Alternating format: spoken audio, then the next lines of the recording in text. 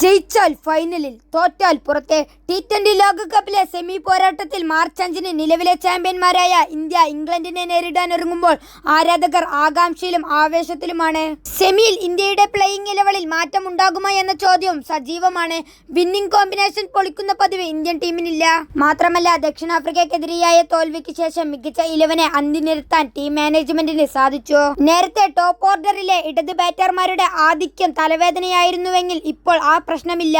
സഞ്ജു സാംസണിന്റെ വരവോടെ left right balancing നിലനിർത്താൻ ഇന്ത്യക്ക് സാധിച്ചു. അതിന്റെ റിസൾട്ട് സിംബാബ്വേക്കെതിരെയും വെസ്റ്റ് ഇൻഡീസിനെതിരെയും നടന്ന മത്സരത്തിൽ കണ്ടു. അതുകൊണ്ട് തന്നെ ഇംഗ്ലണ്ടിനെതിരെ പ്ലേയിങ് 11-ൽ കാര്യമായ അഴിച്ചുപണികൾക്ക് സാധ്യതയില്ല. അഭിഷേക് ശർമ്മയുടെ മങ്ങിയ ഫോം മാത്രമാണ് ഏക പ്രശ്നം. സിംബാബ്വേക്കെതിരെ നടന്ന പോരാട്ടത്തിൽ മാത്രമാണ് T20-ലെ 1-ാം നമ്പർ ബാറ്ററായ അഭിഷേകിന് മികച്ച പ്രകടനം നടത്താനായത്. ഫോമിലേക്ക് തിരിച്ചെത്തിയെന്ന് തോന്നിയെങ്കിലും വെസ്റ്റ് ഇൻഡീസിനെതിരെ താരം തീർത്തും നിറമങ്ങി. അലക്ഷ്യമായ ഷോട്ടുകളിലൂടെ അഭിഷേക് പുറത്താകുന്നത് പതിവായിരിക്കുകയാണ്. ഈ പശ്ചാത്തലത്തിൽ സെമി ഫൈനൽ പോലുള്ള നിർണായക പോരാട്ടത്തിൽ അഭിഷേകിനെ ഒഴിവാക്കുമോ എന്നതാണ് സൈബർ ഇടങ്ങളിൽ ഉയരുന്ന ചോദ്യം. അഭിഷേകിനെ ഒഴിവാക്കിയാൽ സഞ്ജു സാംസണൊപ്പം ഇഷാൻ കിഷാനെ ഓപ്പണറാക്കി കളിപ്പിക്കാനാകും. മാത്രമല്ല, മധ്യനിരയിൽ ഫിനിഷറായി റിങ്കു സിംഗിനെയും ഉൾപ്പെടുത്താം.